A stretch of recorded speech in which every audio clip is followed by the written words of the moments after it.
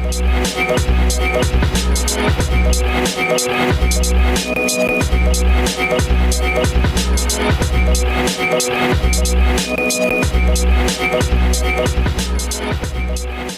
guys, welcome to the first episode of Negative Static. We're in the Daps and Pounds studio, so shout out to Daps and Pounds for letting us invade their space for a little while. Today we have Grimm. Hello. He's gonna hang out and talk with us for a little while. So Matt, how's your day going so far? I mean, we started the day off on a pretty negative foot, but we're good. Shout out Casey's General Store. I get here and Matt's out of his car talking on his phone, and all I hear is him talking about how his debit card is missing. So, pretty wild start to the day, right? We were at good old Cruisins, and got a little out of it, and misplaced my debit card. Probably left it on the counter. Someone used it, like $25. Were you at the Casey's across the street? Mm-hmm. Farmington Road. I bought a pack of cigarettes, and apparently 5 minutes later, someone. I had entered my PIN, ran it as a debit card, and dude was like, yeah, well, approximately about 5 minutes later, someone had made a charge as credit. They didn't know your PIN, so they ran it as credit and purchased like $22 worth of stuff. And I'm like, oh, yeah, that's not me. So I checked my account this morning, and I'm like, where is my money? I have rent to pay, sir.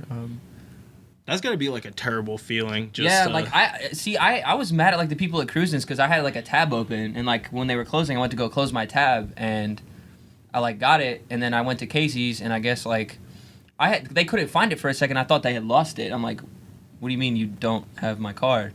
So then my buddy like found it, and then I went over there, and I don't even remember pulling it out. Like I only knew that I bought cigarettes because the dude told me I did with the card. I don't even remember doing that. And were you drunk when you were over there? Yeah. Oh yeah. Oh, okay. Oh yeah. Big time. Just blasted. Yep. I was off my. I like to dabble in a little bit of that every now and then, but I didn't even know I didn't have it until like an hour after I left. I guess I had went to saddle up, and I like went to open a tab, and my card was just not in there. And I'm just like and I had like $2 on me. Couldn't even get an Uber home. Oh no. Didn't even get home till like 6 o'clock in the morning, and then I had to I was on hold for like 20 minutes trying to cancel my card before someone just overdrafted my account. I'm just like freaking out. I'm drunk as fuck in my bed, like really mad. What's Uber like? I've never taken an Uber before. Uber in Peoria is honestly really nice. I've never had a bad experience. Like all the drivers are really cool. They're nice cars. A lot of drivers will have like water or like candy and stuff like that they'll offer you. Some people let you smoke in there. There was one where I was with my roommate. We had went to Kenny's to watch like Steady Flow and D-Web, and we were gonna get an Uber to go back home. And we get in there, and there's we see like a little TV in the back, and we're like, yo, what's this? And so he's like, yeah, well, I have a Super Nintendo if you guys like that. He literally just has like a Super Nintendo in the back of his car. We were playing Super Mario, and like we got to my house, and we were just like, yo, can we just like sit here for a minute? Can we like finish this level? We were playing like 2-player on Super Mario World. It was pretty tight. But yeah, it's honestly really good. Like I've never had a bad experience. There's none of the drivers are like shady or anything. Always been a smooth ride. Everyone's really cool. I highly suggest using it. The cab system sucks. I don't even know how they still run, to be honest. I've been in a cab one time in my life, and I was like maybe like 13 or 14. I dragged my cousin Carissa out to a show at Pizza Works. I think like the Forecast was playing. Oh, nice. And like, yeah, we got home by using a cab, and it was weird. There was like leather seats, weird smells everywhere. Mm-hmm. And cab drivers, like, you'll just get in there and they won't talk to you. Like, you just like sit in there, and it's so weird. You get in like this busted ass car, it smells like old cigarettes and just not cool. And like, Uber's always really cool. Like, you're actually enjoying your ride with a random person. Like, this random person is driving you around, and like I said, I've never had a bad experience at all. I thought the Uber drivers weren't allowed to talk to you. No. Really? I remember getting in one time, and it ended up being a guy that my dad worked with at Caterpillar, and it was tight. Cause he's like, oh, your last name's Grimm, and I'm like, he goes, who's your dad? And I'm like, oh, my dad's Chris, and he goes, oh, he's like, oh, I work with your dad, and I'm like, yo, that's crazy, like. You have a tattoo for your dad, don't you? Yeah, that's this right here. Batman was a nickname my dad gave me when I was a kid. Oh, really? And yeah, I remember because he like hates tattoos, and I like got it, and I went over to my parents' house, and I was like, "Yo, Dad, look," and he would first just be like, he'd like, "Oh, you're dumb, like you're gonna regret all these," and he kind of like smiled, and like it was really cool. My mother hates my tattoos. Yeah, every my time parents- I get a new one, why do you get more and more tattoos? I mean, granted, she's fairly old and kind of doesn't understand. Yeah, they're not in the generation where it's like they're still kind of like old fashioned. Well, I call her my mother, but really she's my great grandmother. She raised me, and my great grandfather was a Navy man, and he came back with no tattoos. Like, I think he's like one of the only guys. Yeah, I was gonna say a lot of those guys were. Yeah, I wish I could have got tattooed back in the day, because that's when American traditional was just the thing. Yeah, in its infancy, really cool designs and It things was all like like that. brand new. Yeah. What'd you do last night? I know we hung out for a little bit yesterday. You were working on a beat. Yeah, actually, I did a little bit more on that. I'm still kind of trying to figure it out. I was gonna link up with John, and Shout out to John Riley, Vertical Africa. John Riley VA. Check him out. It's a plug. Yeah, I was gonna link up with him. I think we were gonna. He uses Ableton, so I think I was gonna like either do a little bit more stuff to it in FL and then bounce it over to Ableton and kind of work on it from there. But I have Ableton, but I'm like the biggest noob at Ableton. Like, I hate trying to learn how to use two programs at once. But yeah, I just got FL12, and like I've never been like a computer guy. Like, this is my first time ever producing my own stuff, and I definitely feel you on that. Is it different or like difficult? Ableton to me, it was like, it did look a bit intimidating at first. Like, the layout is just completely different, but after watching John do stuff a couple times, I've kind of picked up on it. And there's certain stuff with like producing and recording in programs is like, there's like a base knowledge of stuff to where like how like base stuff works, that you can kind of pick up on a little bit of it, like in any program. It doesn't really matter. I mean, there's still going to be a little bit of a curve from program to program, but if you have there's a certain like base that you kind of pick up on after a while, and it's pretty transferable for the most part. All right. Dude, there's so many, like, there's like 15 ways to do one thing in each of these programs. That's what I don't like.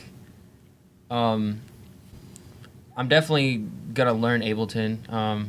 It's weird because a lot of people pretty much all the people I know that produce in FL use FL11 and not 12. Like, my buddy that I work with named Polaroid, shout out Polaroid Beats. And then my buddy EJ, Eddie Soul as well. They all use FL11, and I remember like collabing with them. They're like, "Why are you using 12? Like, what?"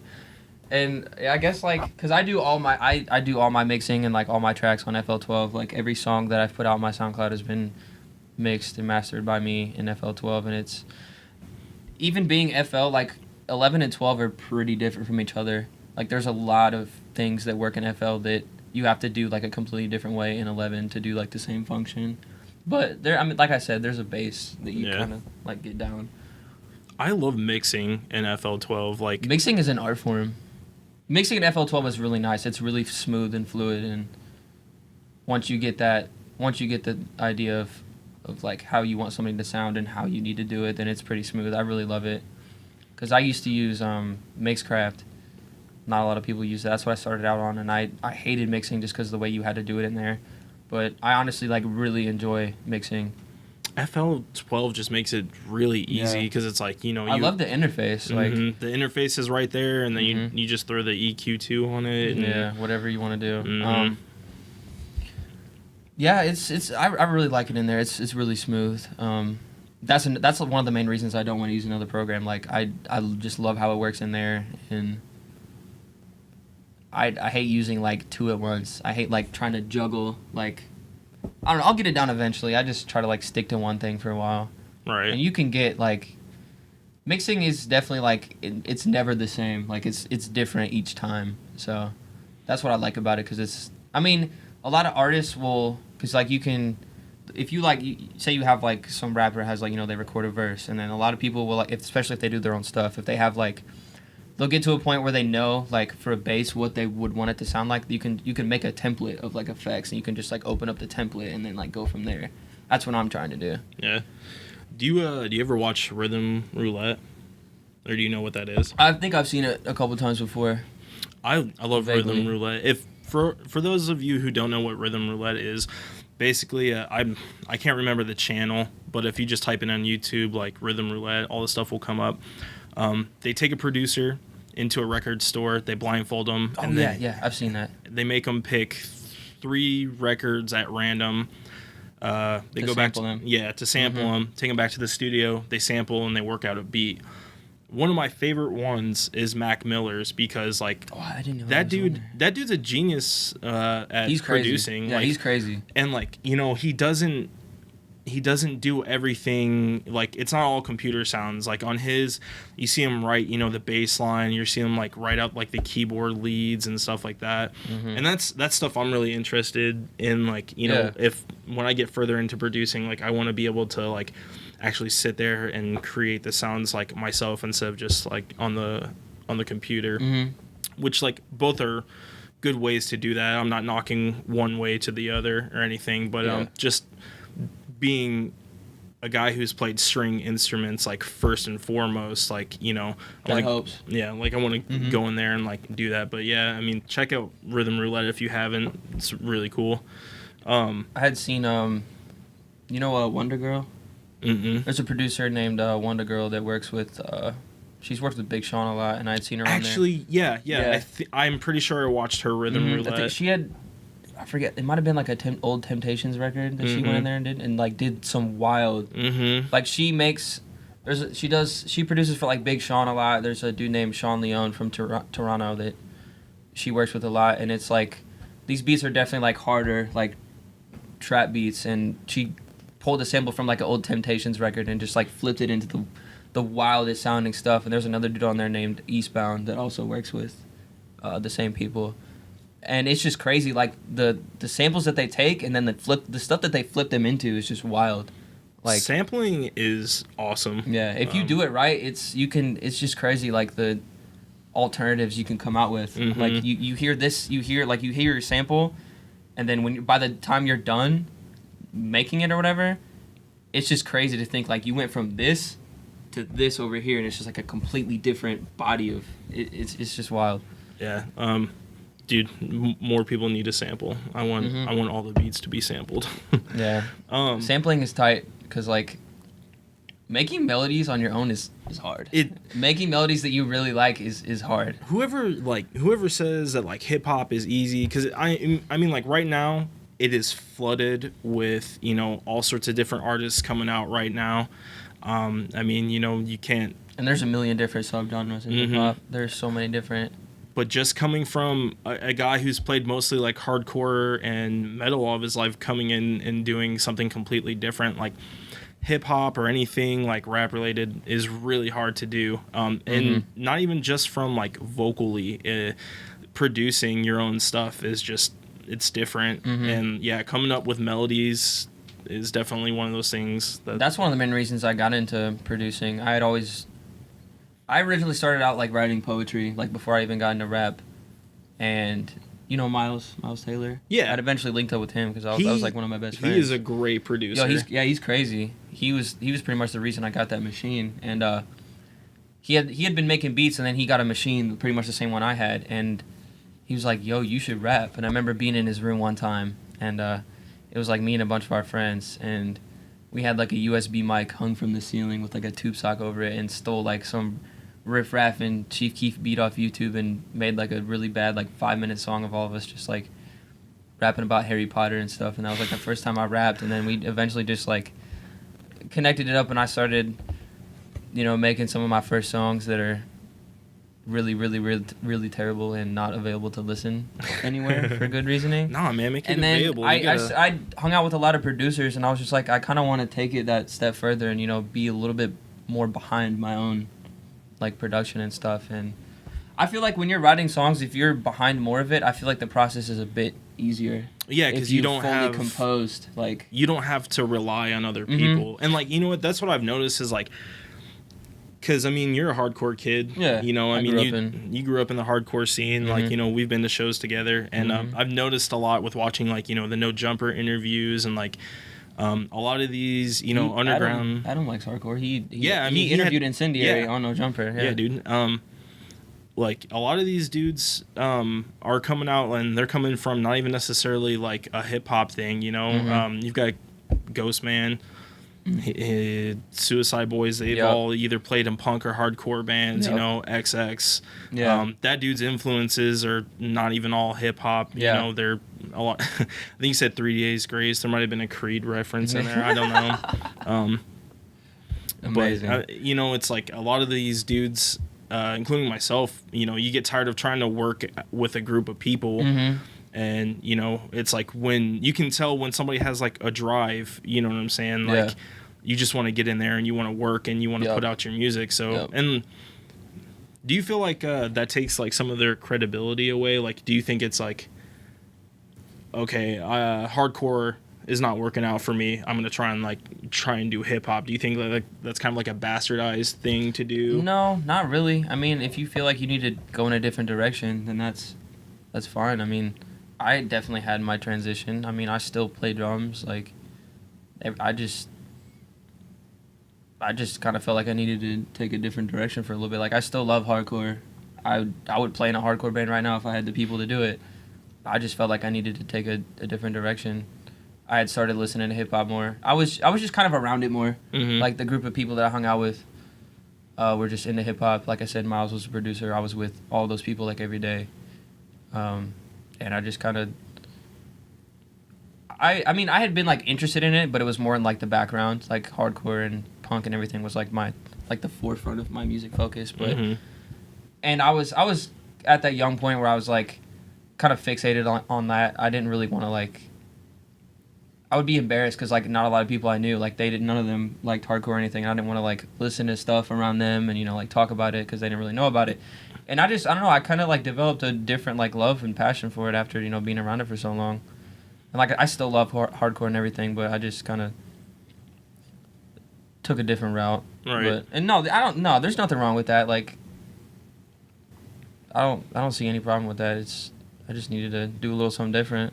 See, I think a lot of people that I come across think that like music is strictly like you can't like branch off if your main thing was like one thing, because it's like for me that's the dumbest unwritten law ever. It is. That is the dumbest unwritten code ever. I mean, like, and I kind of get it because it's like, you know, you have somebody who did this for like the longest time, and now they're coming and doing something else, and it's like they're stepping on territory that, like, you know, you never really seen them do before. But there's no who creates that boundary though. You know what I mean? Like, who sat down and says, you're from here, you don't need to be over here. Like, that's. And who became God and just kind of drew that, you know what I mean? Yeah. That doesn't exist. I mean, and like, sometimes you gotta weed out, you know, the fakes. Of course. And that eventually just happens on its own. Oh, yeah. But I mean, like, for me, you know, I grew up listening to, like, old rock. Yeah. My dad Me too. always played Outkast. He was a That's DJ. tight. So, like, I had both worlds. I was always listening to either hip-hop or rock. And, you know, I gravitated more towards, like, metal and hardcore just because, you know, when you're a kid and, you know, that's just how I guess I just gravitated towards that more. Because, like, I think it's a little bit easier to get into just because, you know, with, like, trying to produce and, like, get into hip-hop, you know, you have to find somebody to make you beats. Yeah, especially if you don't do it on your own. Yeah, if you're not, like, fully self-sufficient with everything in hip-hop, then you really have to connect with other people. And of course, sometimes that doesn't always work out well. Everyone has their vision of what they want to make. And working with a group of people and keeping it like continuously moving is kind of hard, to be honest. That's another reason why I kind of got into it. Like, I want to get to a point where, like, anything I do can be 100% me whenever I want it to be.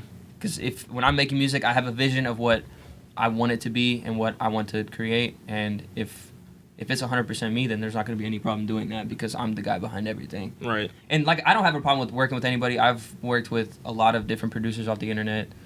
It's just hard to find people that are serious and want to grind as much as you do, you know? Speaking of grinding, you work on Monocles, don't you? Mm-hmm. So you mentioned one producer that you work with. You work with Vertical Africa too, Yeah, don't you? I work with John all the time. What's that like? John is crazy. I tell people that John is a wizard all the time. This kid's literally... John makes so many different types of music, and he works like really fast. He's probably the fastest work I've ever seen anyone make music, like electronically. It's crazy. Like I remember sitting down with him one of the first times he was trying to show me Ableton, and I was just sitting at the computer like just literally like that. Like I could not even get a handle on what he was doing. Like the screen was going crazy. He's clicking in a bunch of different notes and chopping a sample up, and it's just crazy. Like he had just put out an album called Safari. I don't know if you heard that. Mm-hmm. There's a couple like lo-fi hip hop beats, and there's like really cool like house EDM music on there. Like John makes so much different stuff, and he's really talented. I've seen. And he plays guitar and drums and like everything. Like. Oh really? I didn't know that. Yeah. He's well-rounded musicians. Oh, dude, are definitely. awesome. John's one of the best musicians I know. I've seen him play live a couple of times. Mm-hmm. And it's just awesome Yep. watching him like vibe out to his stuff and like mixing on the spot. I like that he does like live keyboard with his stuff too. Yep. John is very fun to watch. He's wild. So you just put out a song with Michael Vibes and a couple months back. and Produced by Vertical John. Africa. Yeah. Yep, it's called Stompin'. So like how did that come to be? Let me think. That honestly, I don't even think that song was supposed to happen. Like me and Mike were gonna make something with another homie of mine named Joey from Dayton, Ohio, Joey Razook, and then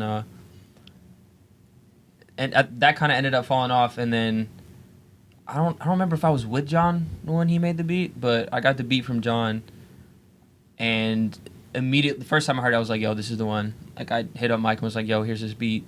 Let's do this song." I recorded a verse, sent him my verse. He recorded a verse, sent it back to me, and then he mixed it, and that was pretty much it. Yeah. Yeah, and that was probably one of my favorite verses I've rapped. I like that 10 toes down line a lot. Yeah, it was the first part of that verse is definitely ventures into dark territory. I was in like a pretty weird spot at the time. I had some stuff going on, and there's some darker lines in there, but I mean, if you want to, you can go in depth on that stuff. Like I like hearing about some like what somebody was going through when they wrote that line. I mean, if you're not comfortable with talking on that, you don't feel obligated. But I'm trying to think of. It was like I had a line where it was. What did I say? I can't even remember what I said in my own song. It was there was a line there was. I battle with my conscience on the grave of where my passion's found, and it was just me talking about like kind of. I mean, there's points where I wake up and I'm like, what the fuck? I'm literally trying to be a rapper for a living. Like, I'm an idiot. Like, what the hell am I doing? I need to go to college, yada yada. And then other days I wake up and I'm like, yo, like I gotta I gotta make music. I gotta make a beat. Like I gotta do the song today. And it's just before I had recorded that, I was like really stuck in that. Like torn between like giving up and then but at the same time just being like so just like tunnel visioned out, and it just kind of trips you out sometimes where you're just like really stuck in the middle just being pulled both ways. And I'm kind of just touching about like really getting down about something that that you really want in life that you never stop thinking about, but then also like thinking about the far-fetched end of it. Like I'm actually trying to like do this for my life and I'm so far from it right now, but that's kind of what that's about. Yeah, I think a lot of musicians deal with that day in and day out. I know I do, because it's like it happens to me every day. It gets kind of corny sometimes, like trying to promote your own music, but it's like you sit here and you create all day, and it's like you find your joy in that, know, and you find your purpose in that, and it's like a lot of people kind of don't take musicians seriously, and it's like I think a lot of that is due to they don't understand like what it takes to create your music, or like the kind of, and it's hard for a listener to get in that same like to have that same vision or mindset as the artist was in when they made the song.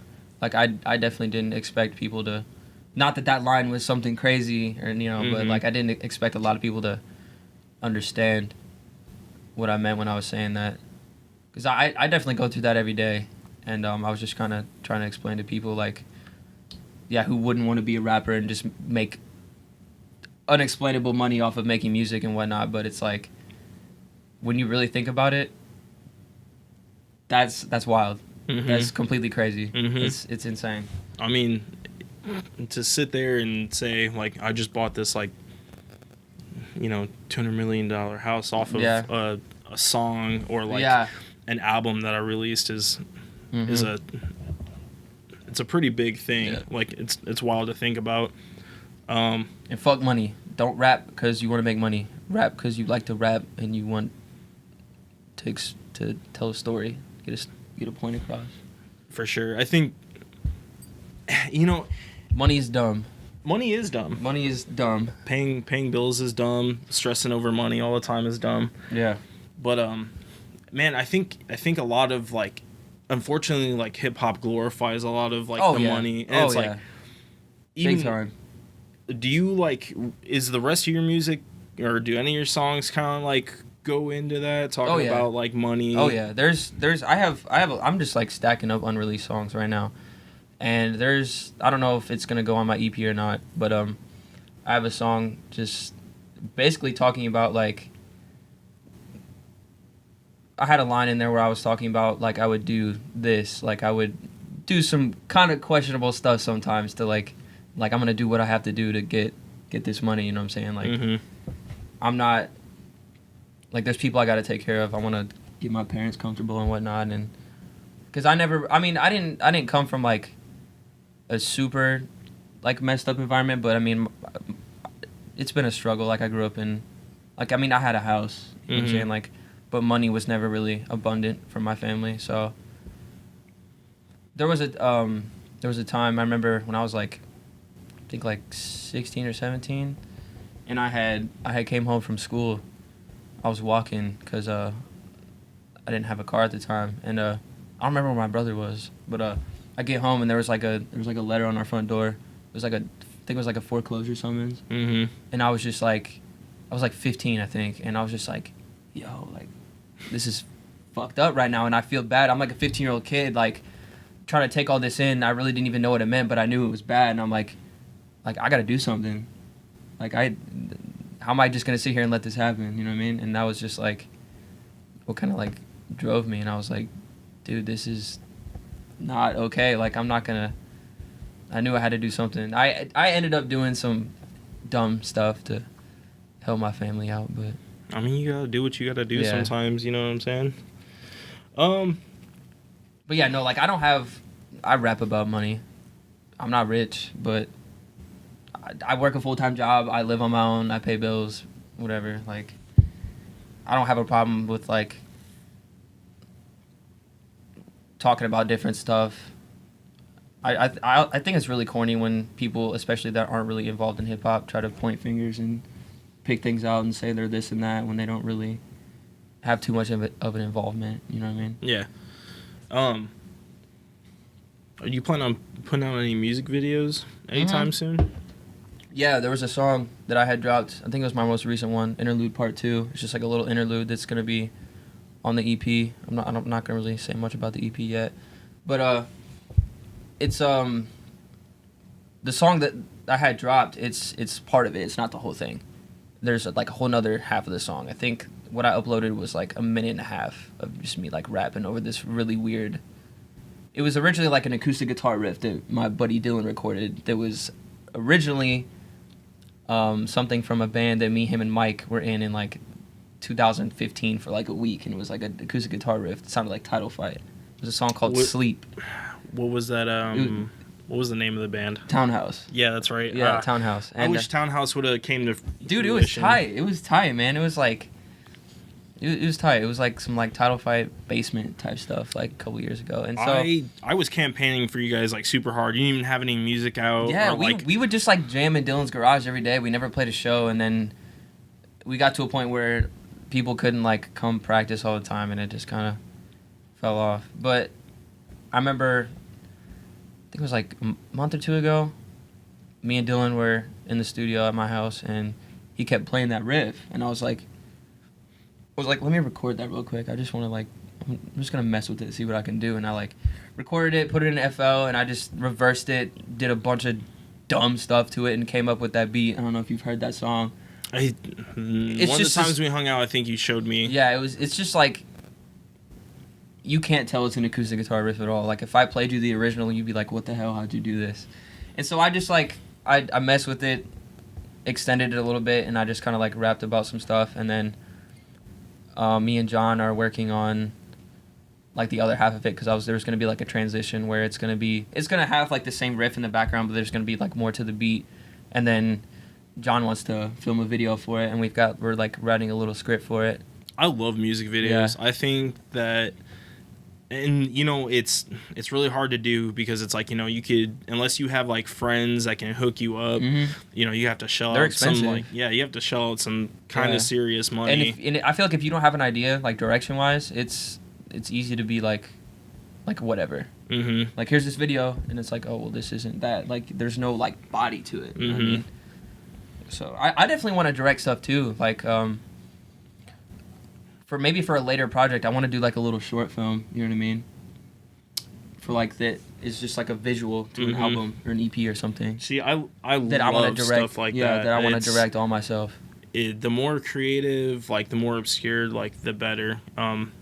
Just because that does add depth. Yeah, you can sit there and tell the story about your song without ever really have to sit there and explaining it. Yeah, because when you're making your music, you get sometimes you'll get that mental picture, you don't really know what it is, but there's some type of cinematic that correlates with what you're making. And that's been happening to me a lot recently, and I'm okay, well, this happens a lot. I need to do something about it, because I feel there could be something really cool to come out of it.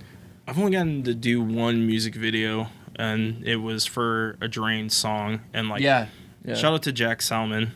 I can never pronounce his last name. Salmon. I think it's Salmon. It may be Salmon. I don't know. If I'm pronouncing it wrong, message me later and yell at me. It's fine. But me and him pretty much directed the whole thing.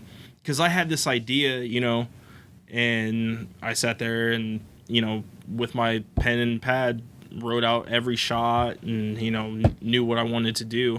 So we sat there in Richard's garage the day of and got it ready and hung up all these sheets and these Christmas lights and this red light that was supposed to be the whole theme of it. Yeah. But music videos are sick. Yeah, definitely.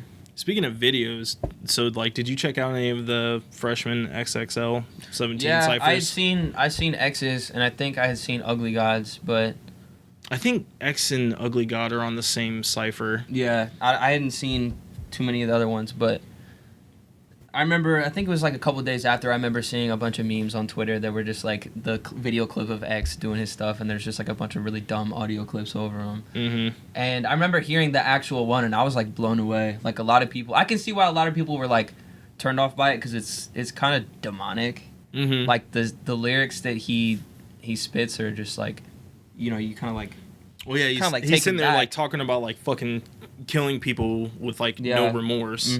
Yeah, and then he said what was the line? He was I will kill all of you. Something, I will spare none of you peasants. Yeah, that peasants line was dude. I understand why a lot of people were taken back by it, but I was taken back to the point where it's damn,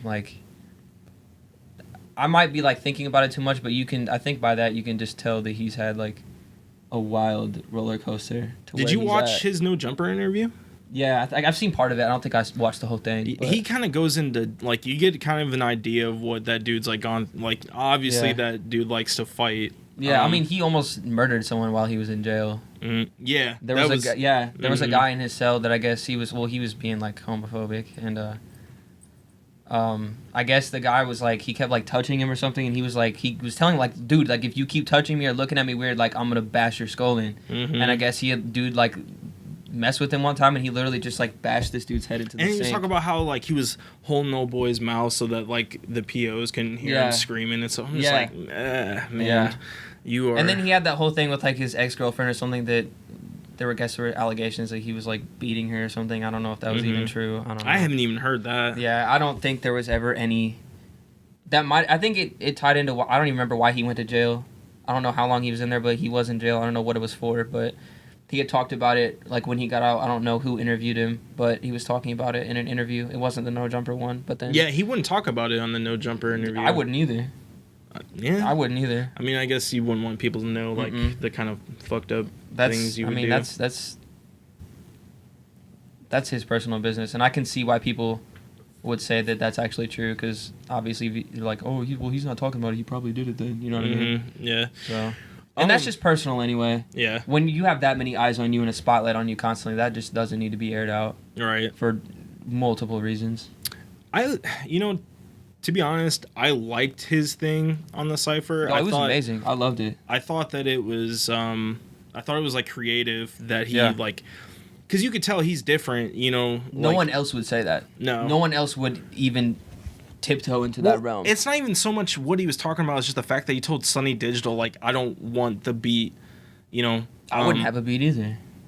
I thought that was cool. He was trying to separate himself because, he's just plain different from the way he dresses, the way he talks, his influences. Like, his influences are more like, I like just hearing him talk. Like, the way that he because I bought the Freshman XL magazine and like read his little thing in there, and his influences are like 3 Days Grace and Kurt Cobain and stuff like that. I think he had like one actual hip hop person that like inspires him, but like I thought it was cool creative wise. And the lyrics I both enjoy and both kind of were like. I loved it.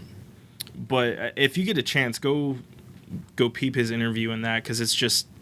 Oh, is there like an article? Yeah. They do a little article on each artist. I think that with like X, I respect his artistry. I understand what he's going for. Yeah. I do think that sometimes he's a little bit much. Like, it's more of a... Oh, yeah. Because like when you read his interview, he's like talking about like, if he fights somebody, it's like, once we fight, it's done and over with. If I beat you, you know what I'm saying? But if you beat me, it's still done and over with after that. But that's only happened like once. And it's like... Yeah. It seems kind of like immature to like kind of say things like that. I feel like 14-year-old me would say something like that. Like, you can't beat me, but... Yeah. But that's who he is, know, and he's 19, and it is what it is. They'll change hopefully as he gets older. Oh yeah, there's plenty of growing up to do. And I mean, had you seen that video clip of he was playing a show and he got knocked the fuck out? Yeah, Rob Stone jumped on stage and just like blindsided him, and he went on Twitter afterwards and was saying like, y'all better kill me next time so I can't talk shit and all this other stuff. And I'm like, I feel you. Like, I would probably feel the same way. Like, if you're going to jump on stage and, like, mid-song while I'm on tour, number one, that's pussy as fuck. Like, you're going to go to someone's show. Like, if you're at the show, you knew where he was going to be regardless. You could have either pulled up after or before and, fought it out. But, dude, I don't know. I just think it's dumb because you're mid-performance. You jump on stage and just blindside him. And then, I mean, obviously he gets dogpiled by security and shit. Like, but I just think that's pussy as fuck. Like, fuck Rob Stone. Honestly, I thought it was kind of ballsy to just it is to run up there and just like stick him, and then like he knew he was gonna get his ass beat. Oh yeah, dude, like, there was like at least 15 people. Did he get stabbed? I don't know. Somebody was telling me that I'm not sure he got stabbed like in the midst of him getting dogpiled. I don't know. I've never heard that. I don't know. But yeah, I was like, damn, he got knocked out. Like, out cold. Well, of course, that was just out of the blue. Just most people would. You just get blindsided like that. And he's a small dude. Like, he's probably not much bigger than me. Like, what did you think of like Ugly God's verse? See, I like Ugly God, but for reasons like he cracks me up. Like, Ugly God is just, he has a song. I don't know if it's out, but I saw like a 1.5-minute clip on Twitter of a song he did called "Stop Smoking Black and Milds." And check that out if you haven't. It's really funny. It's basically just like this song talking about like some girl. He's like, "Bitch, don't come in my house smoking Black and Milds. You smell like something something." It's just really funny. I don't know. It was funny. I like Ugly God just because he's comical. Yeah, I don't really think too much of him.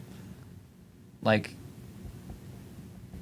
lyrical content wise. Yeah. But But that's just kind of like Lil Dicky. Like Lil Dicky's a comedic rapper. Like he is like I was bumping Lil Dicky a lot. Lil Dicky can rap. He can. Lil Dicky can rap. But I kind of stopped fucking with him because like some of his statutory rape lines kind of threw me off. Like I was just like, like not cool. Talking about jerking off to Topanga, but like the 14-year-old version. I was just like, that's not... you know what, man? Because and I listened to that song. There's a line.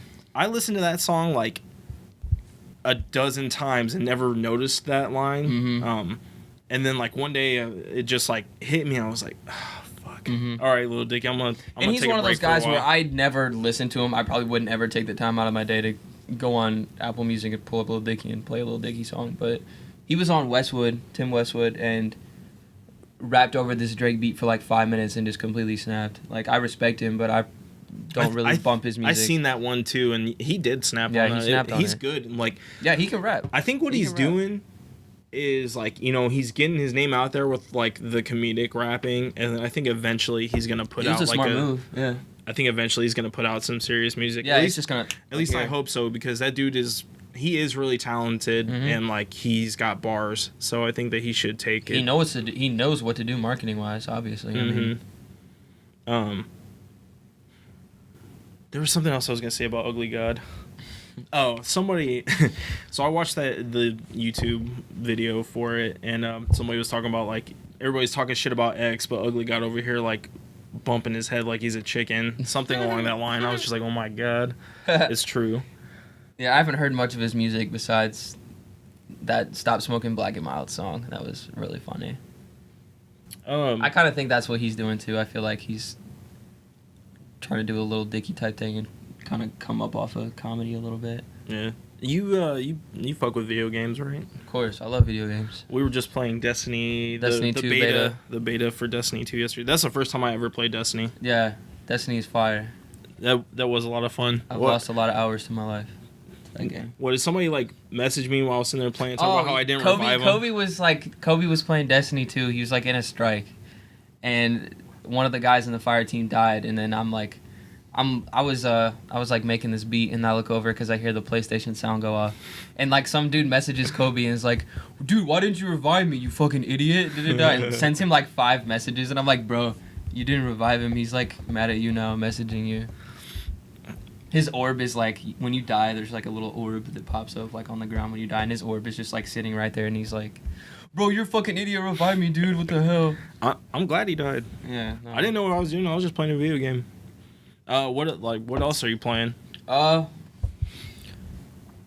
recently just kind of quit World of Warcraft. I played World of Warcraft a lot.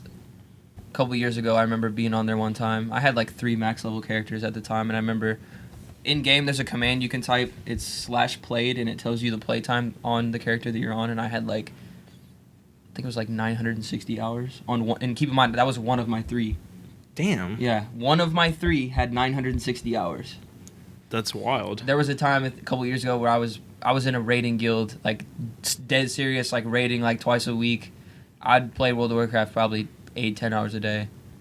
Like there was multiple times like that year in the summer where I wouldn't even go outside for a couple of days at a time. Like I would just be at my computer, like really like nerd boy shit, just like sitting there. I would wake up, I'd stay up till like 6 in the morning, 6 or 7. Wake up at like 4 p.m. Go upstairs, go to the bathroom, take a shower. Grab a bunch of food, water, yada yada, and just like sit it all on my desk. So I literally wouldn't even have to get up.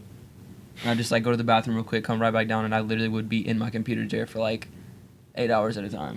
Dude, I haven't been able to dive into a video game like that in a while. I mean, it's almost bad, because like, I mean, yeah, you end up playing that much and you don't even realize. Mm-hmm. You'll be playing for what you think is 4 hours, and you've been on there like 10 hours. And then it's like 4 o'clock in the morning. You're like, well, I literally just spent my whole day sitting here. You played Diablo 3, right? Yeah. Diablo's cool too. Dude, I played that for a little while. I mean, I don't have that much like free time. Right. Anytime I've had like a gaming system, we use it for like movies and YouTube and stuff. So like you got to keep the kid entertained. So I don't ever get to use it for video games. But I had to play Diablo 3 for a little while, a couple hours a day when it first. Yeah, Diablo's tight. That's another Blizzard game. So that and World of Warcraft kind of correlate a little bit. Yeah. I used to play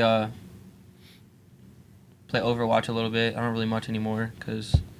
Did you play any of the Batman games?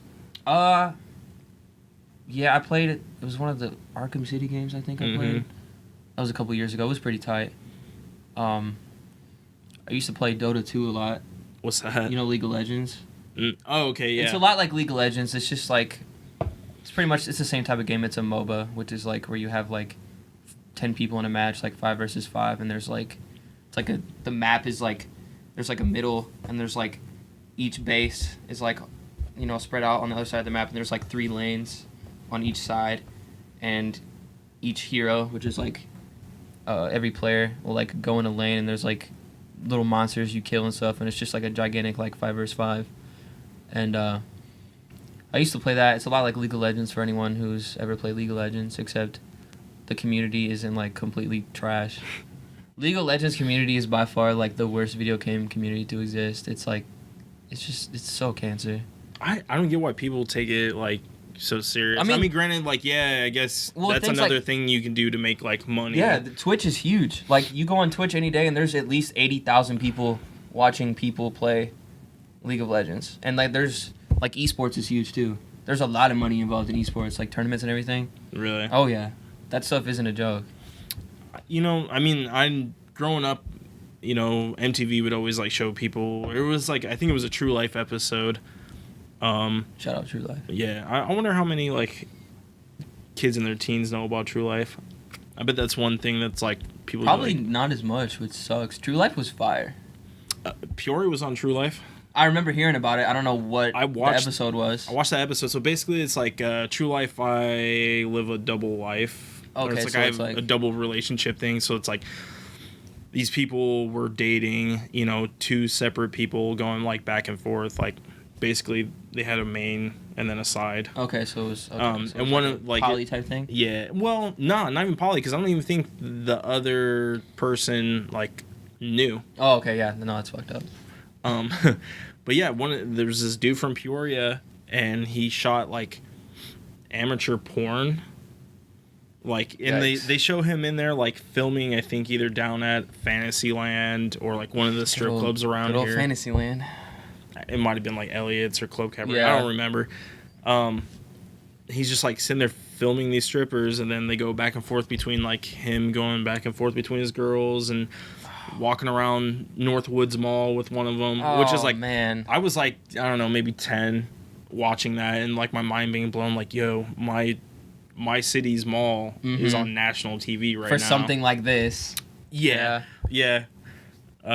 Which then I didn't, like, it's kind of embarrassing to think of now, but... That's not a very good light to be under. No. But it's still cool. It's still kind of cool. In a way. Like, just the fact that our town Not that was we condone on. this. I don't support this behavior. I don't either. I don't think Kobe does either. No. Yeah, there you go. Don't do that. Just the fact that, you know, you're seeing our city on a national level on TV was just buck wild to me. Buck wild. I don't know, do you know of anything else that, like, maybe pure... there's this movie called Fired Up that had the Peoria Panthers was, like, one of the rival characters or something, and there's a bus that says Peoria, Illinois on it. It's a cheerleading, like, comedy movie. Like, these dudes are trying to get into, like, cheer camp to try and have sex with all these girls, and, like... I don't think I've seen that. It's pretty funny. I would suggest go watch it. Yeah, I'll check that out. But yeah, I mean, we have Mudvayne. Dude, they don't even claim Peoria anymore. They're too Hollywood. No, like, yeah. In fact, I think it is like they claim they're from LA now. Like, granted, I mean, I think they're all moved out that way anyways. Mudvayne is from Peoria, Illinois. Don't let them fool you. I was friends with this girl whose dad helped put Mudvayne together. That's like, tight. Introduced 2 of the members. That's tight. I got a free CD, like, free Mudvayne CD before it dropped. Ooh, exclusive. I think it's gone away now, but I don't have it anymore. I got something in my eye. You got shampoo in your eye, didn't you? Yeah, my eye's still red. That's why I'm wearing these. That, like, shampoo in the eye is the worst. Dude, it burns so bad. Mm-hmm. It also, like, not so much. Oh yeah, it also made my eye like light sensitive. I'm looking at these, and it hurts to look at them. So. It so sucks. if you had the money, would you get a grill? Would I get a grill? Mm-hmm. Not like a whole one. I'd get a couple gold teeth. A couple. So like maybe like 2. Which maybe ones? Like a couple like right here. You know. Yeah. I thought about getting no like, diamonds, nothing. I would look ridiculous. I thought about getting like some gold fangs or Yeah. like some silver fangs Yeah, or something. I just wanna. Yeah, on like the fang teeth, I just want to get like. But those. like, I think it's super annoying because like you just see all the rappers now, just like you constantly have to look at their teeth all the time because it's just like I keep bringing up that Freshman XL magazine, and it's just like a lot of those dudes have grills, just like constantly showing off and their like teeth. their whole mouth. Like to me, like when I see something like that, when a lot of people for people that like don't really know what grills are, like you look at someone that has like a whole one, it's like. Your teeth are like piss yellow, man. Like that's, you know what I mean. Like before I knew what grills were, I would like look at them like when I was a kid. I was like, why are his teeth so yellow? Look like Kodak Black. Yeah, that's a good example. That's not even a grill. He replaced all of his teeth with gold teeth. Yeah, which is like that's pretty boss. Yeah, but like that's baller status. You look like you don't brush your teeth. That's just the type of thing where he's like, I got all this money, fuck it, why not? Mm-hmm. You know, it's just a flex. I wonder how bad that hurt. Probably a lot. Yeah, I would never get like to replace your whole mouth with gold. A whole set of teeth. Mm-hmm. Nope. No, I would never. I probably wouldn't even get diamonds. Like Riff Raff just is all his teeth. I'm pretty sure they're just diamonds. Like I'd just get like 2 gold teeth and that's it. I definitely would delve into some chains though, because I like chains. I like chains too, but the thing is like, I don't think I could ever seriously get a chain with like something on it. I like a pendant? You just like rock. Oh yeah, I feel you. I don't like little ones like this. Yeah, I like that. You know, it's like me personally, if I was in a position of having all that money, I wouldn't be comfortable like flexing all the time because it's just like, I don't know. I feel that, but at the same time, it's like. I feel it makes you feel a little bit better about yourself. Like I worked hard, I'm here. I can do things like this that I never thought I'd be able to do. I can go and spend $10,000 on a necklace and I never thought I'd be able to do that. You know what I mean? Yeah. Not that it's like, yo, I'm like Slick Rick 20 chains, you know what I'm saying? Like not like that. That's just dumb. Like the thing about flexing is when you're flexing, there's people that have more than you that are just like, why are you flexing this? Flexing only impresses people that have less than you. You know what I mean? I would splurge on like a decent house, and you know, I wouldn't even leave Peoria, to be honest with you. I would get a house on Grandview Drive. Oh yeah, I have a whole list. I have like a literal plan. If I'm ever to like come up on money like that, I have a whole plan of what I would do like in order. I would keep a crib. Same. I would, just like you said, I literally would. First thing I would do, I would buy my parents a crib wherever they wanted to go, wherever. I would get a crib in Peoria, probably Grandview Drive, High Point, somewhere like that. You know where High Point is? No, I don't. High Point's like, you know where Keller is, the school? Right by, it's like off of Knoxville, like near Northmore. Okay, yeah. Like if you go past Richwoods and Northmore and you like go down Knoxville, it's like in a little, like you go past Keller and there's like a neighborhood. It's like right in there and it's got like a sign. I don't know if he still lives there, but the dude who like owned Avanti's, like lived there and he had like it had like a big, like there was gates, and so there was like a gate, like it's in the middle of the neighborhood, there was a gate that like went like all across like the outside of like the front of his house, and like there was really tall trees so you couldn't really see anything besides like the gate.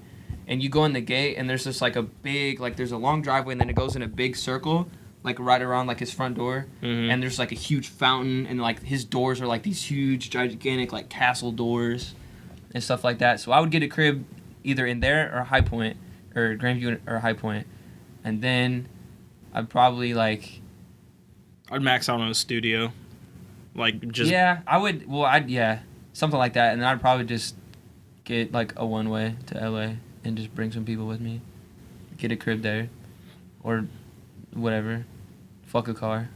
Cars are dumb. No, when you live in a big city like that, cars are pointless. Yeah. No, I'd stick around here and get a nice car, a couple nice cars, one for me, one for the wife, and then one for Kato when he gets older, or maybe I'd just like make him get a beater car like I had, and then I'll get you. Yeah, if I had a kid, I'd definitely I'd give him a little something. I wouldn't spoil them right away. No, like then they're gonna get used to like, well, well, if you can give me this, like, why can't I have, you know what I'm saying? Like, maybe I'd buy him like a that year Malibu or something. Yeah, like, but if I had a nothing- son, nothing I'd, like yeah, I'd fancy buy him until like he was a- older.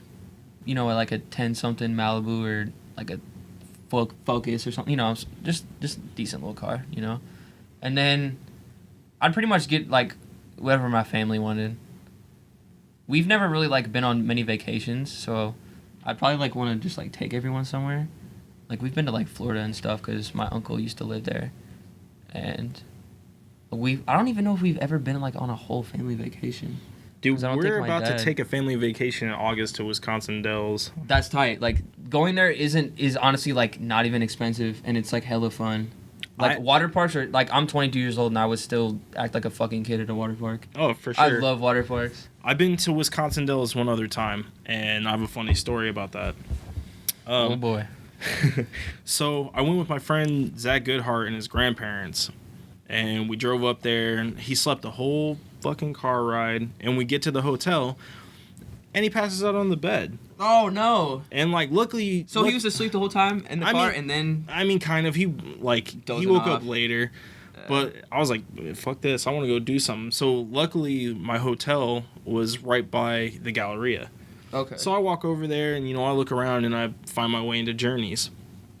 And, like, I'm wearing a shirt and shorts with, like, flip-flops, so my, like, feet tattoos are showing. And, you know, this girl who's working at Journeys, you know, she comes up and starts talking to me about my tattoos and stuff. And she asked me, like, you know, what are you, you know, doing here? And I'm like, you know, I didn't want to tell her, like, oh, I'm on vacation kind of with my friend and his grandparents. And I was straight edge at the time and listened to, like, Life Ruiner a lot. And the thing with Life Ruiner is, like... Good band. They had, like, multiple bands, like one from Canada and then one that would, like, tour the U.S. I don't understand the story Yeah, I remember. behind that. But I told her, I was like, I'm on tour. And she's like, oh, well, what band are you in? And I was like, I'm in Life Ruiner. And Yes. so... Yes. And so she's like, she starts going off and telling me about how, like, you know, all these dudes from all these bands, like, always send her flowers all the time. And she was, like, talking about how the singer from I Set My Friends on Fire just had sent her flowers the other day. And I'm like, all right, cool. Tight. So she, like, invites me, and I told her, like, you know, the rest of the dudes wouldn't come, but my bass player would, like, come hang. Yeah. Like, she wanted to go to the movies. And she's like, yeah, we're going to go see the Hangover movie, which was, like, the first one that just came out. Yeah.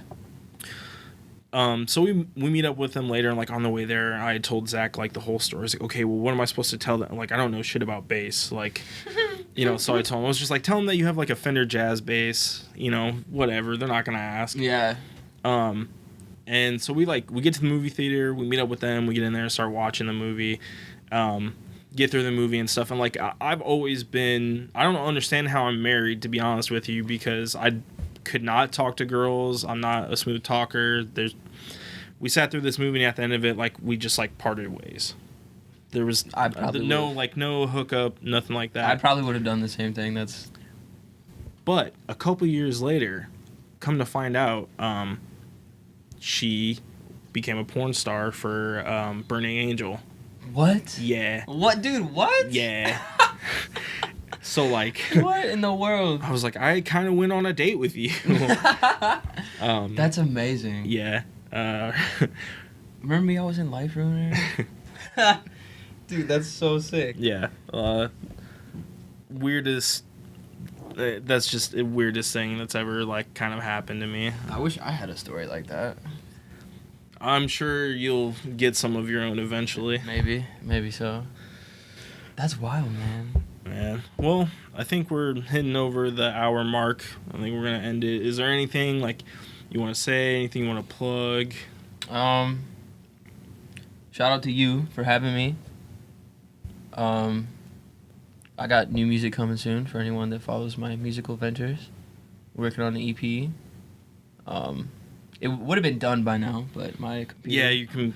man. I feel so bad for I'm gonna you. tell the story real quick. I'm gonna sum it up because we're on a lot of time right now. But I was originally I had like, I'd probably say a little bit more than half of it done, and I was getting ready to play this show at the Rail, that Stone and Broken T show at the Rail, and Shout out to Guthrie. yeah, and Logan. Shout out Logan too, Mr. Dude, Clubhouse gang. And I was like getting my set list together to send to DJ to get ready, whatnot, and my computer like needed to update, so I was like, whatever, I'm gonna just let it update. And for whatever reason, it turned off while I was updating, and that you're not supposed to do that because it can like break your hard drive. And so I turned it back on, and when I turned it back on, it was like, oh, installing Windows. I'm like, oh, my hard drive just bricked. I have to reinstall my Windows. So I reinstalled it and tried to do a system restore, which is like, you know what that is? Where it's like, so I had a point. It was like a week prior. I still had, decent amount of stuff, but there was stuff that I made before that I was gonna lose, whatever. So I had to go to work in a little bit. So I started it, and it was gonna take a couple hours, and I went to work. And I was at work, and my roommate Billy texted me and said, "Yo, the power went out." So while it was restoring, the power went out, so it shut off again. Break to my hard drive again. And then luckily, like a week later, I was able to restore it again, but I lost like pretty much a lot of what I already had done, so I pretty much just kind of started over. I'm going to keep maybe a song or two of what I already had, but I thought it'd be a good idea to kind of start over a little bit. Yeah, I mean, you kind of have to at that point, which is like... Because, I mean, I had some of it. There are a couple songs that I have that I'm like, nah, I'm just going to do something else with these. I just felt like... It was like, the universe is throwing signs. I got to start over. And I was just, I don't know. I wasn't like overly geeked about them. They were good, but I was like, I feel like I can do something better, and this is kind of like a decent motivation to, make newer stuff. So. Right on. Well, that's kind of a shitty story to end on. It's all good.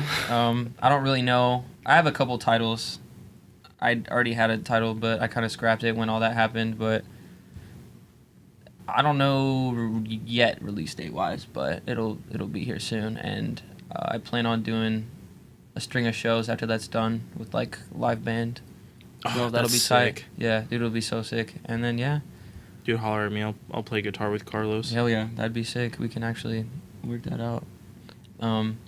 Yeah, I plan on doing a little string of shows. Maybe try to do like a little mini tour, because I have a hookup in St. Louis and Dayton, Ohio, and I think Chicago. So I want to do like a little mini tour after that and see if I can get that. And then pretty much once it's done, I'm gonna work on doing some merch and stuff, and then doing a couple shows and just kind of seeing what'll go on from there.